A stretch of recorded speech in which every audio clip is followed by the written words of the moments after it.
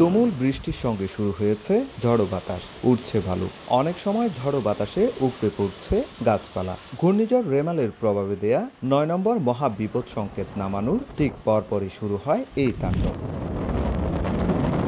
ঝড়ো বাতাসে উড়ে গেছে সৈকত পাড়ের দোকানপাট। শুধু একটি দুটি পয়েন্টে নয়, সৈকতের ৫টি পয়েন্টের শতাধিক দোকানপাট ক্ষতিগ্রস্ত হয়। শেষ সম্বলটুকু রক্ষায় তুমুল বৃষ্টি আর ঝড়ো বাতাস উপেক্ষা করে দোকান রক্ষায় চেষ্টা করছেন অনেকে। প্রচুর বাতাস এবং বৃষ্টির কারণে আমাদের এই পাশে 10টা দোকান এবং ওই পাশে আছে 10টা, হকারের মধ্যে আছে 20-30টা, টোটাল 50-60টা দোকানের ক্ষয়ক্ষতি হয়েছে আমাদের। বাতাসে আমাদের দোকানের সব চাল সব করে নিয়ে গেছে। আমরা তো দোকানপাট বন্ধ রাখছি, বন্ধ রাখার পরেও তো এখানে যেরকম বাতাসের আর বৃষ্টির তাণ্ডব ওগুলাতে আমাদের চাল সব কিছু নষ্ট করে উড়ে নিয়ে গেছে।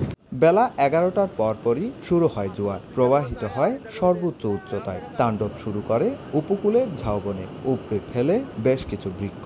ভয়ঙ্কর ঢেউয়ের তুড়ে তলিয়েছে শহর রক্ষা বাঁধ।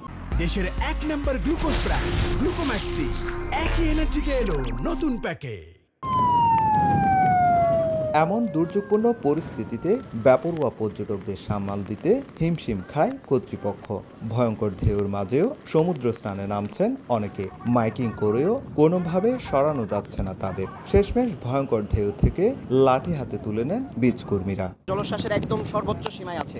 এই সময় পর্যন্ত তারা বিচের পানিতে নামতেছেন এবং তারা গোসল করতেছেন। আমরা বারবার অনুরোধ করার পরও আমাদের শক্তি প্রদর্শন করা ছাড়া আর কোনো সুযোগ দেখছি না। কক্সবাজারকে ৩ নম্বর সতর্ক সংকেত দেখিয়ে যেতে বলেছে আবহাওয়া অফিস। আর ২৪ ঘন্টায় বৃষ্টিপাত হয়েছে ৯৩ মিলিমিটার। সংকেত নামলেও উত্তাল সাগর, এই উত্তাল সাগরের আগ্রাসী ঢেউ উজাড় হচ্ছে ঝাউবীতি, তলিয়ে যাচ্ছে শহর রক্ষাকারী বাঁধের জিও ব্যাগ। একই সঙ্গে হুমকির মুখে পড়ছে সরকারি নানা স্থাপনা। সুজাউদ্দিন রুবেল, সময় সংবাদ, কক্সবাজার।